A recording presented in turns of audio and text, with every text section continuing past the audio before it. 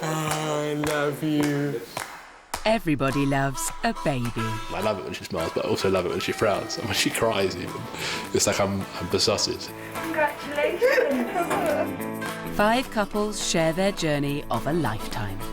What it's really like to have a baby of their own for the first time. I'm just so overwhelmed that she's here and she's safe and she's healthy. To love like they've never loved. Imagine feeling all the love you've ever felt in your life and then just having all of that in one shot. To think the unthinkable. Just stop crying, otherwise I'm just going to walk out the door. If I didn't love her as much as I did, I would have walked away. Shut up. No, Charlie, I'm sick. Oh my God. Newborn babies test strong relationships. I was going mad. A baby in the house means a whole new life. Jesus Christ. Breastfeeding. I enjoyed every moment that you were breastfeeding. It was just really, really painful. It was awful. As their relationships are put to the ultimate test, these couples find out what they're made of.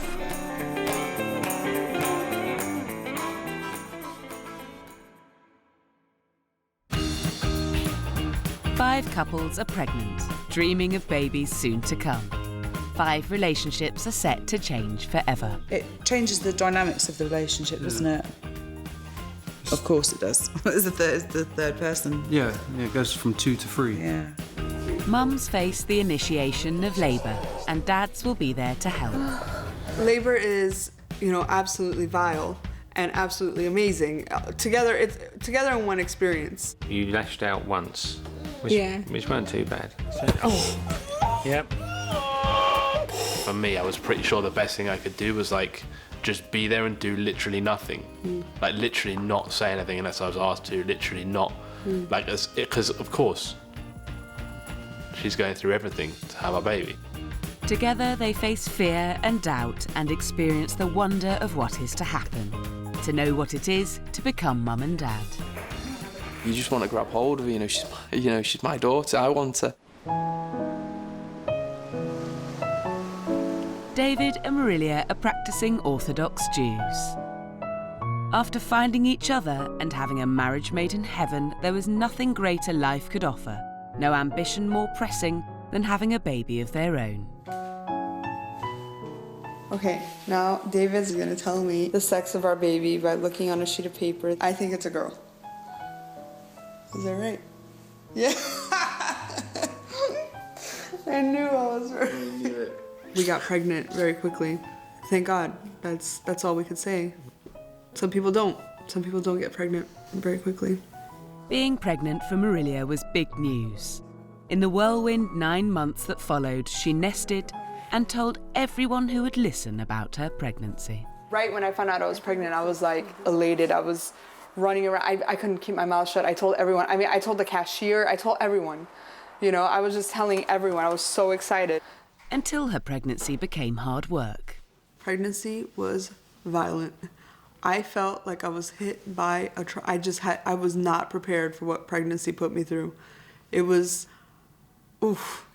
tough.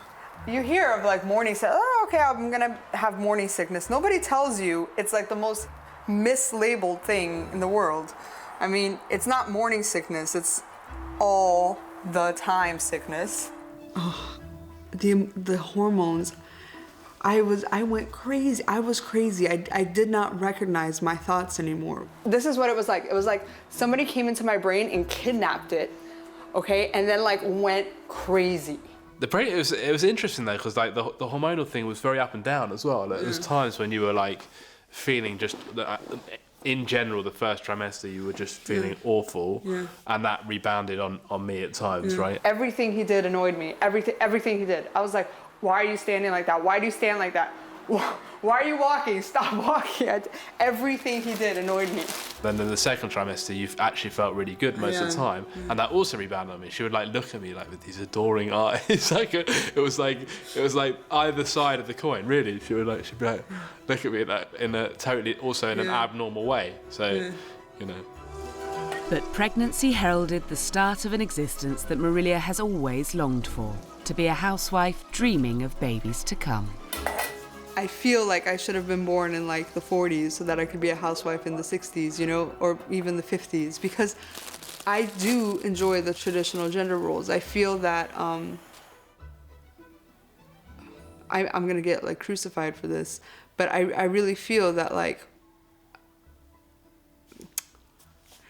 I feel like that women are really have a special knack for like bringing up kids and stuff. I feel that. 9 months have flown by. Marilia is starting to have contractions. Hi, my wife's in labour.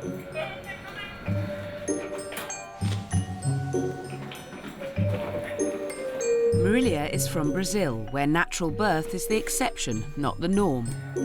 Despite her reservations, Marilia has opted to give birth naturally.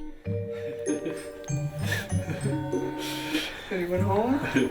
I'm from Brazil, where everyone has a C-section, and that's just the way babies are born. It's just every odd woman will say, "Oh, I want to have my baby natural," and then everyone goes, "Oh, that's so like green of you," or that's such a what a hippie, because everyone has a C-section, and I feel that over here, it's there's a different attitude.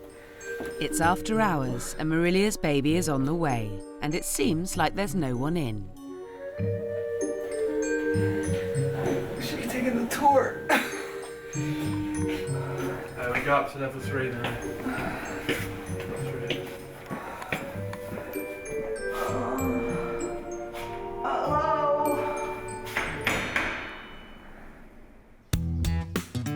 Once upon a time, there was a couple who thought that having a baby would be one of the easiest things they could ever do. Plain sailing, a walk in the park. For them to have a baby and bring it up, love is all you need. Like the kind you have in the honeymoon period, the kind that lasts forever. Step 1 to having a baby means picking someone to have it with.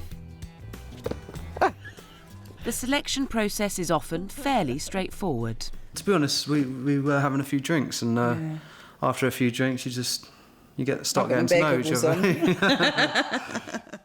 An instinct for what kind of relationship will work long-term plays a part. She's got a good sense of humour, she's got a lovely smile, and she puts up with me, which is the main thing, which not many women probably would, but I'm quite hard work, and she's willing to work with that. With Charlie, I wanted to be with him all the time. Anything he said was hilarious, anything he said was interesting. Wasn't necessarily right, but I just wanted to have babies with you. And let's face it, you know it's going to be a good-looking child, didn't you? Yeah, of course. We just decided very quickly that we were going to start trying for a baby. After 8 months of being together, they decided to have a baby. Lynne was pregnant within a month.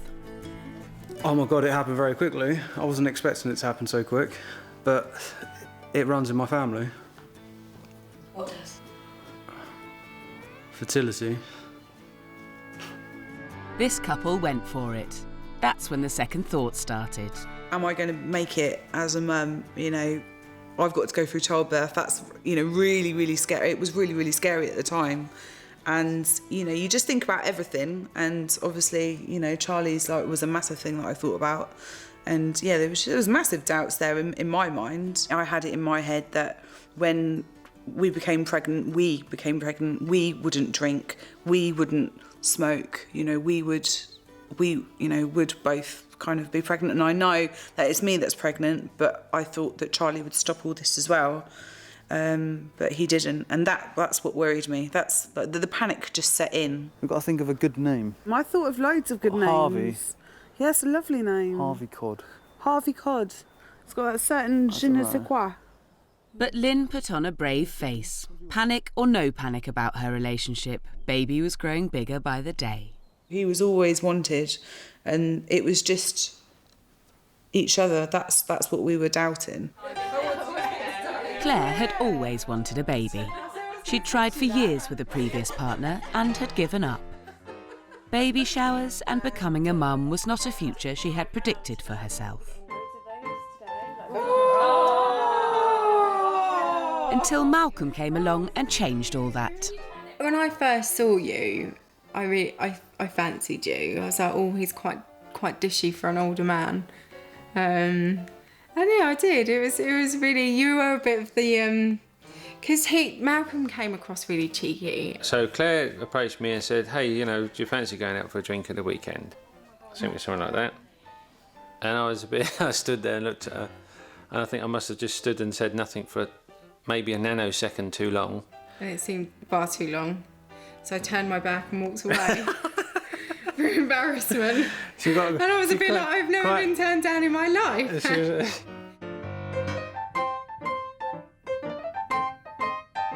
So soppy. At the time when we met, I thought he was sort of early 40s, maybe 41, 42. And then obviously you told me you were 47 at the time. It's not the end of the world. I know it's not the end of the world, but I was just, I don't know, I was shocked. I was shocked. I remember her face. And I know all that was in the back of my head was like, oh my God, my mother's going to kill me. Claire is 28, a happy 20 years Malcolm's junior. Malcolm introduced Claire to his existing family. He has 3 sons already. He also became a dad to Claire's beloved dog, Alfie. Having Alfie is probably a good start to understanding what a 3-year-old's like, bouncing all over the place. Claire got pregnant after 3 months, and now Malcolm is having his 4th child. It's Claire's first. I was pleased that I'd made her this happy. It was a case of, yep, I can do this. I'm quite capable. I've been here before. And I want to do this. I like having a gentleman, and Malcolm's a gentleman, and he's kind and loving and really affectionate, and that's what I love the most. I think he's a bit old-fashioned in his ways, Malcolm, and he is caring and loving and a lot of respect as well, which is really nice. I think with Mal, he's older and wiser, and I really enjoy that. 9 months have flown by, and Claire is overdue. She's going into hospital to be induced. No, I'm pretty calm about the whole thing. My hospital bag. Okay. It was like waking up on Christmas morning, ironically, with childlike expectations of a little bundle of joy turning up today. Are you sure you want to wear one of your best shirts? Why not? Fair enough. It's got to look good. Ooh.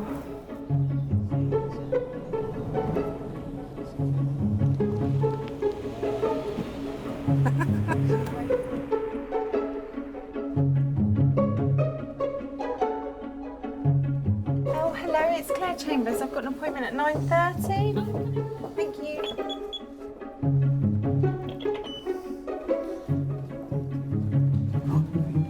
Oh, you haven't. You've done it now. It's just too tempting. When I was 2 weeks overdue, I just wanted the baby out. I was not sleeping, couldn't eat much, and I was just tired and ratty. And I was overexcited as well. So you get to that point where you think you're counting the days past your due date, and you just want it there and done and dusted. You just feel uncomfortable, tired and impatient. There you are. You bored? No. Sweet. Anything else, you just press the buzzer and I'll be just outside, okay?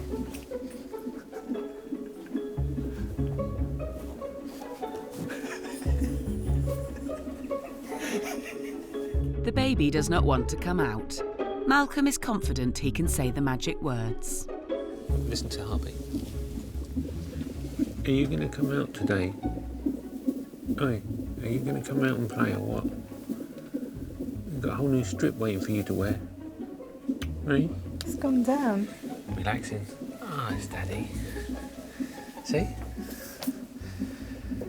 See that? You can't be impatient. I've got to hold back on all my emotions and feelings to support Claire in this moment of joyous occasions. Our couples are pregnant and waiting for baby's arrival. Mums will shortly face the unknown territory of labour for the first time. She's taking the tour. Baby, it's moving. Our dads will support as much as they are able.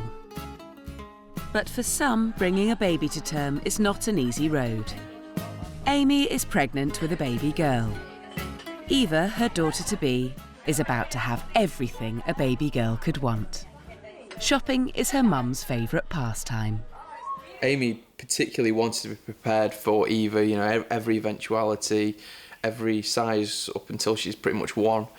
And so any time that she saw any clothes or baby grows or any accessories, she'd just buy them. She's got more clothes than us, I think. Before she was born, I think she had about 10 pairs of shoes. 16 pairs of footwear. Her wardrobe was jam-packed. Her shelves were all full. Her chest of drawers were all full. And so she just went... I mean, we got a lot off the baby shower as well.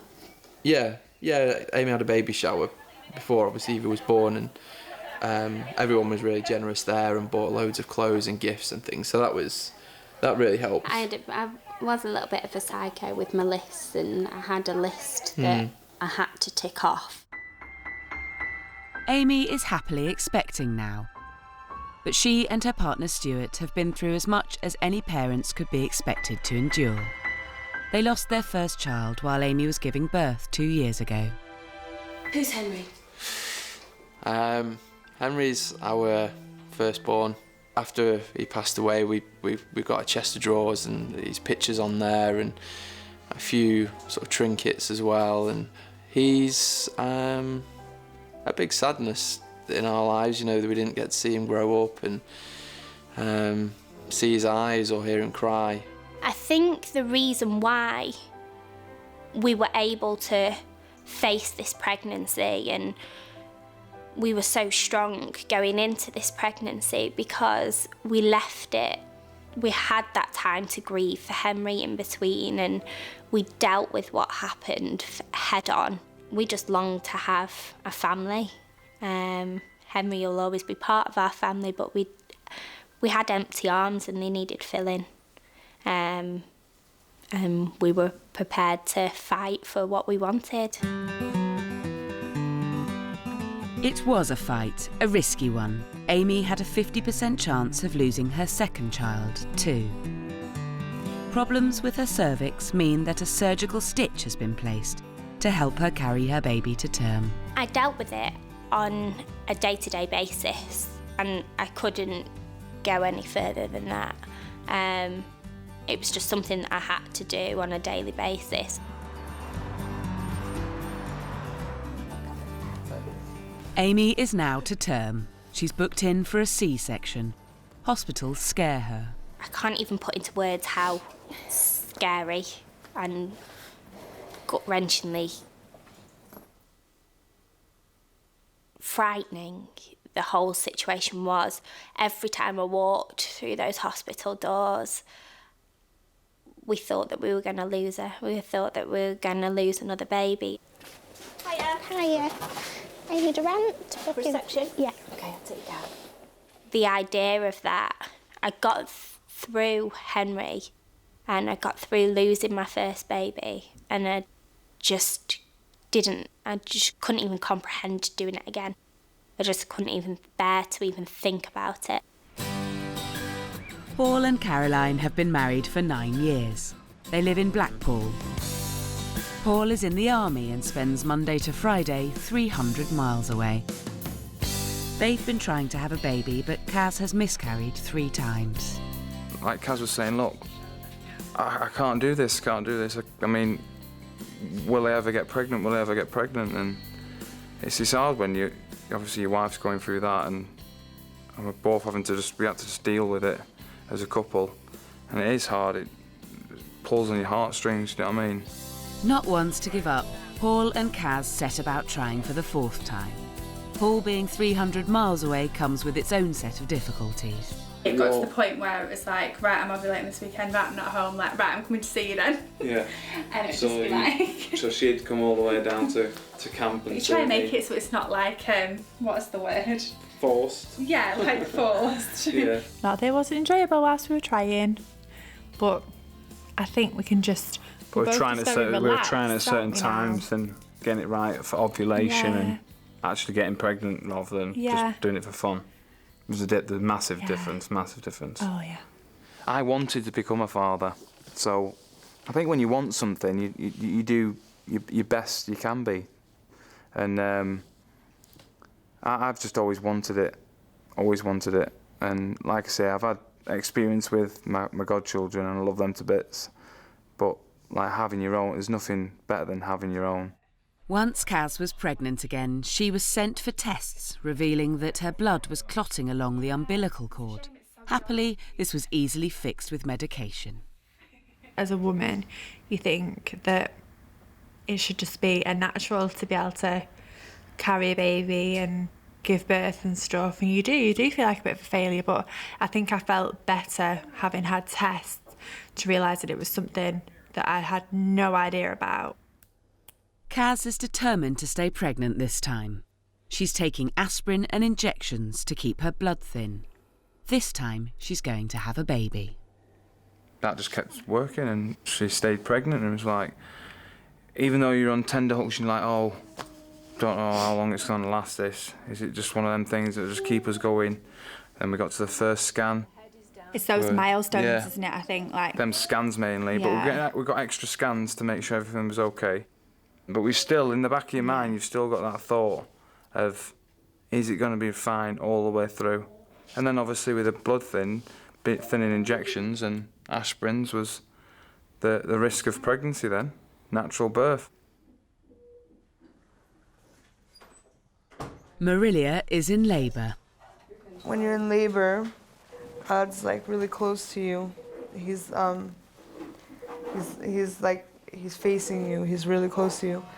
And it's a time for you to ask for things, like where he hears the prayers of women in labor. Very soon, Marilia's biggest prayer is for pain relief.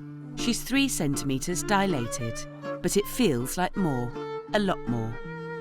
How many am I? It's 3. No. No. It's 3, but the head girl comes, when you're contracting, the head is quite, low, which is good. Oh, it's not 3, it's like 7.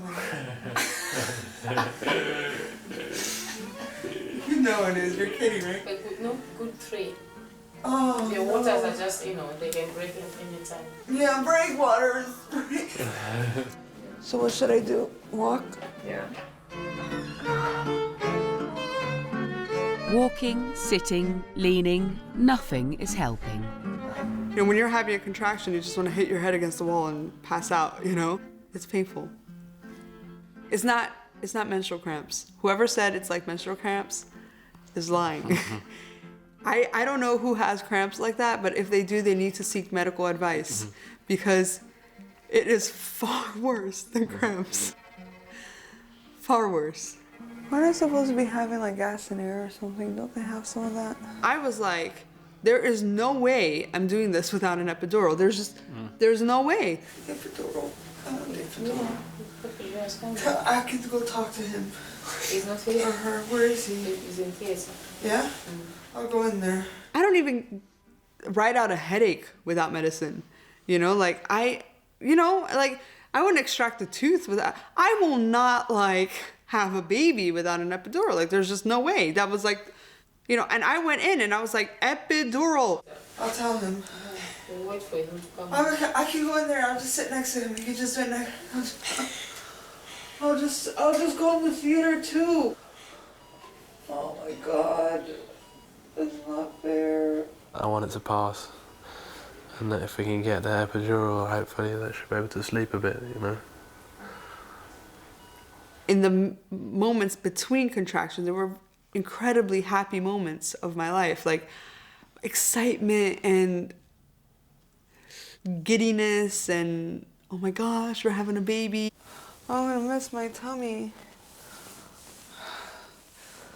I kind of like it.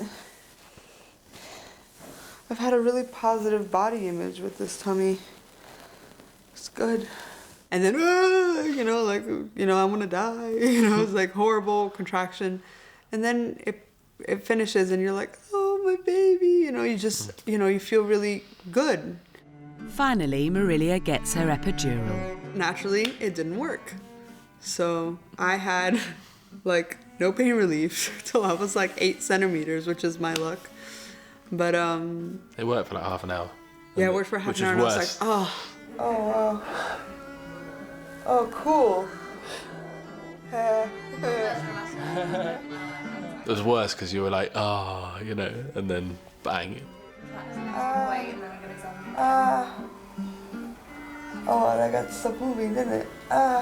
It wasn't what I expected, not that I thought too much about it. I mean, you feel very powerless, obviously, because it's like you want to do anything you can, but actually for me, I was pretty sure the best thing I could do was like just be there and do literally nothing. Like literally not say anything unless I was asked to, literally not. Like, because of course she's going through everything to have our baby. It's all right, it's okay. Our babies are coming. Mums will be pushed to limits they did not know they had. Dads will be there every step of the way. Together, they face the fear, the pain, and the wonder of what is to happen. I was thrown into a situation where it's like sink or swim. You know, it wasn't I just knew how to breathe. I was like, how to breathe. I'm in so much pain. She was drugged out of Ivals. Yeah. She had every drug they would offer her. I think it's like a total worry right up until giving birth. We're thinking, is this going to happen? Is she going to arrive safely? And then it's a whole new ball game.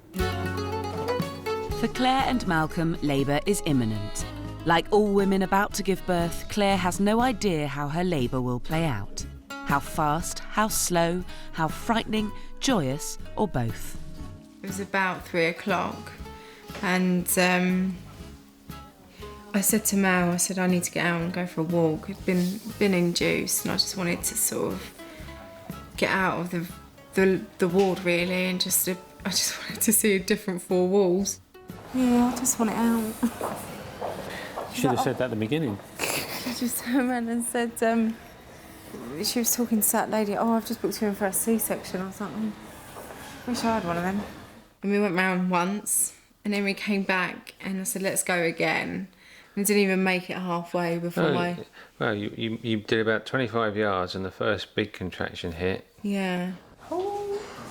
Happy pain, happy pain, happy pain, happy pain.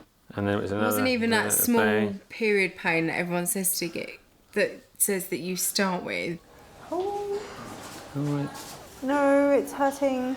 And as I was walking, every time I could feel my body warning me that a contraction was coming along. You all right? No. Every time it was happening, I was literally grabbing the wall. And me. And you. And just sort of holding myself. And your knees were going. And yeah, and I felt I didn't have the stability like to hold myself. No, this is really... It's all right, son. Come on. I knew it was the right ones because her knees went and she had to grab the wall and grab me. And then by the time we'd gone all the way round, she's saying, I want to go to the loo. I thought, here we go.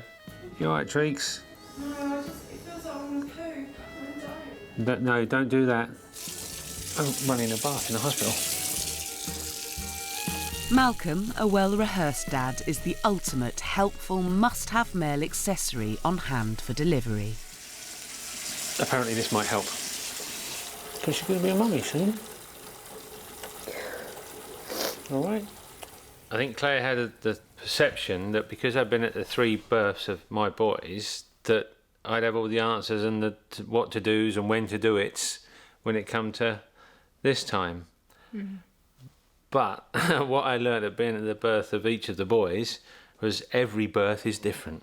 I just people want to go through this more than once. Is that all right, that side, is it? I just didn't know what to expect. Unless you go through labour, you just do not know what the pain's going to be like, what the situation's going to be like. I wanted to go! I also remember thinking that the poor girls that were either waiting to be induced or they were waiting to go in for their C-section. And I thought, oh my God, if I had a girl doing what I'm doing, it'd scare the life out of me.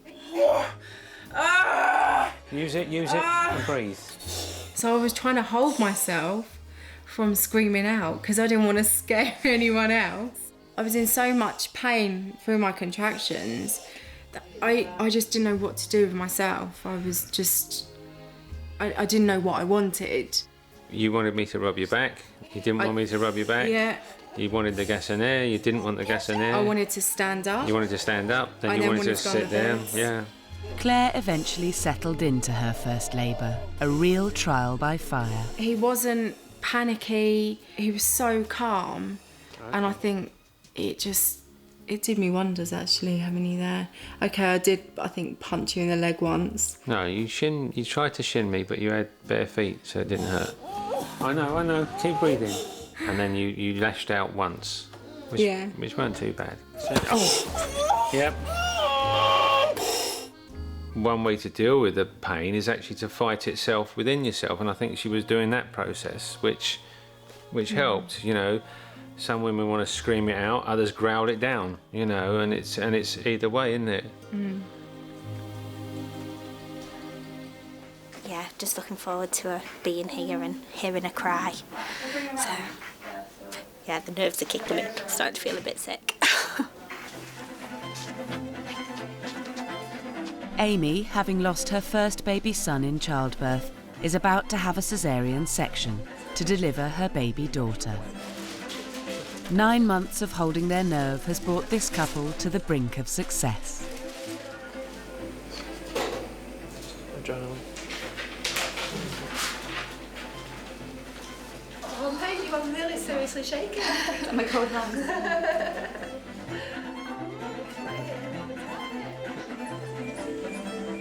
I was scared that potentially we could lose Eva because we knew obviously what had happened previously with Henry.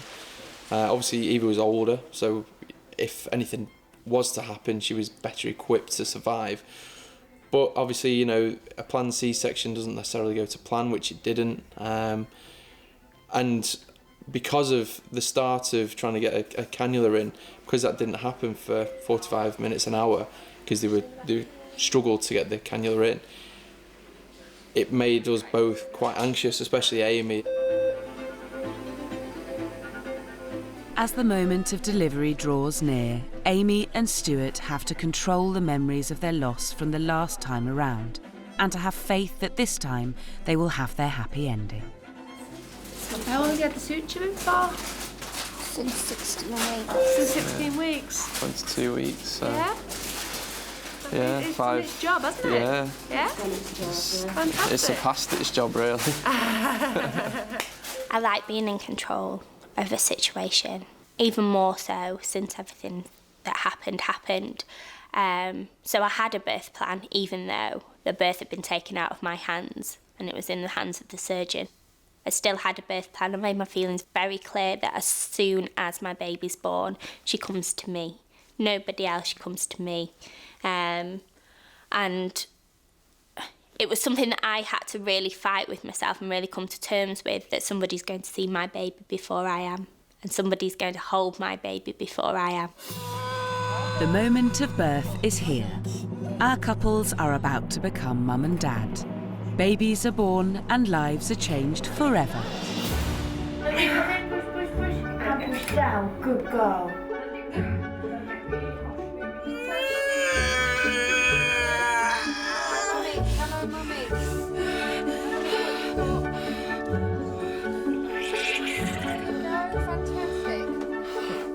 Have a look what you've got. One of Little them. girl. Congratulations.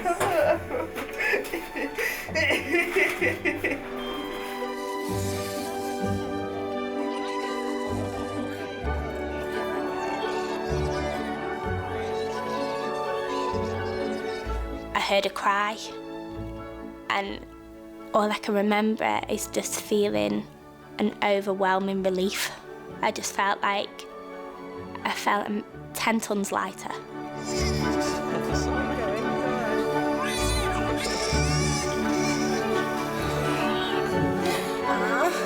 Well done. I said within 2 hours. I said it'd be here before 5. 2 minutes to 5 to, so 53, baby. An hour and 45 minutes later, she arrived. Yeah. Well intense. I'm not doing it again. Not immediately, no. No, I'm not doing it again. Okay. I just wanted her. I just wanted her with me.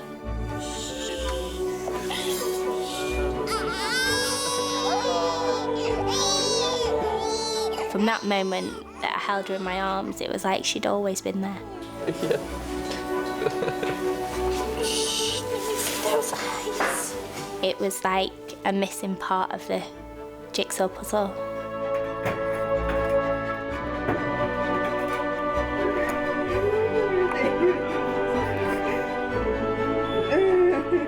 All of a sudden, I just got like a wave.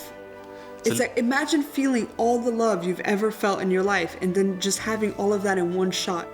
It's like very, very heightened sense of emotion. I cried out of pride for you. She was like amazing. How did we live so long without her? It's so crazy. So surreal. It's the first picture of Darcy Elizabeth. I think I'm still in shock.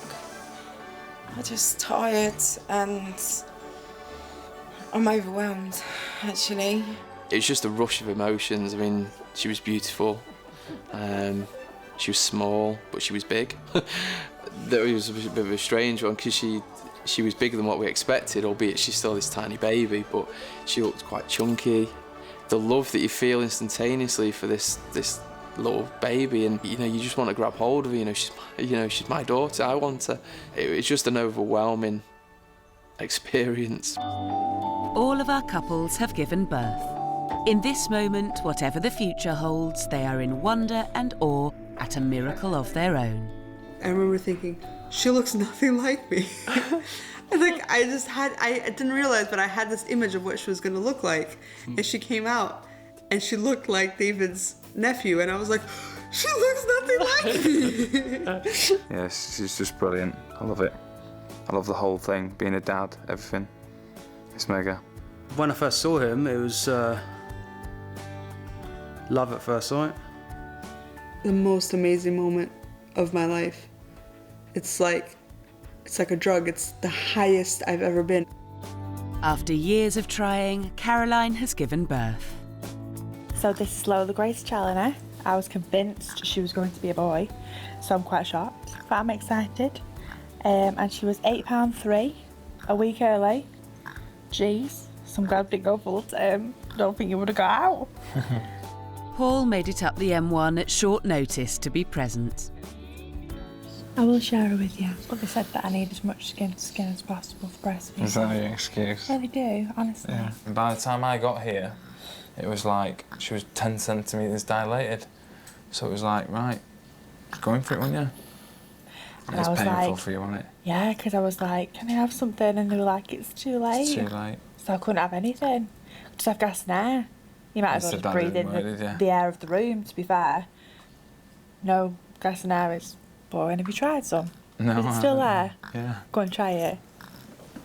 It doesn't really, it might make you a bit lightheaded, but it doesn't take pain away. It's making me high, I think. Oh!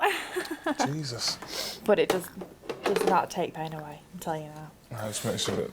No. She's yeah.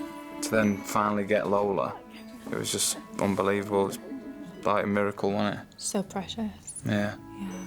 We were just dazed and dazed, just staring at her, thinking, we've actually got a baby now. She's there, she's ours.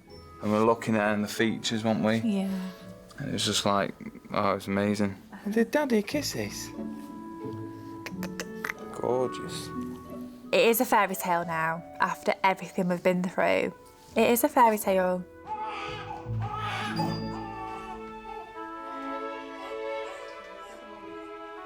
Lynne and Charlie have had a baby boy and named him Harvey Cod.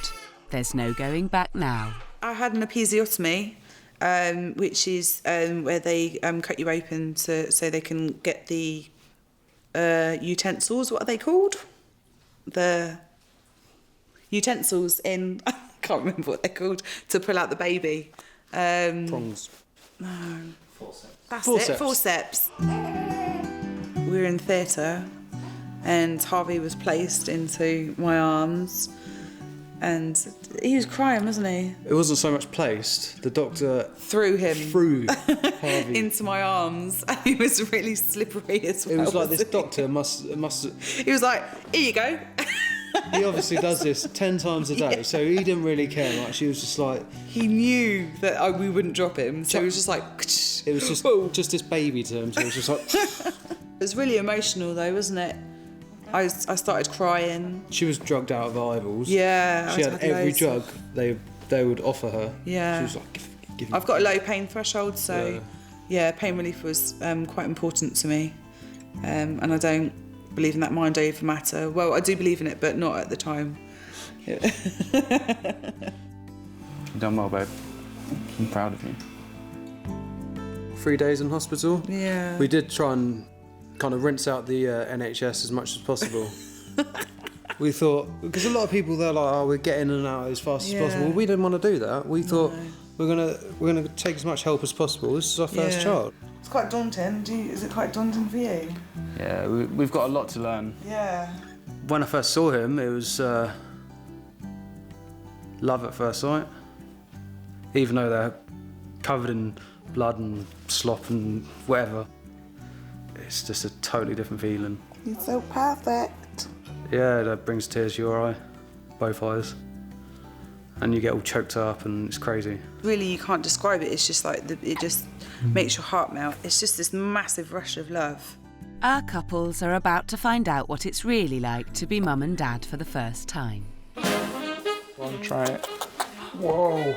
She poo it. Nearly. She just nearly spat out me. It was like an air rifle.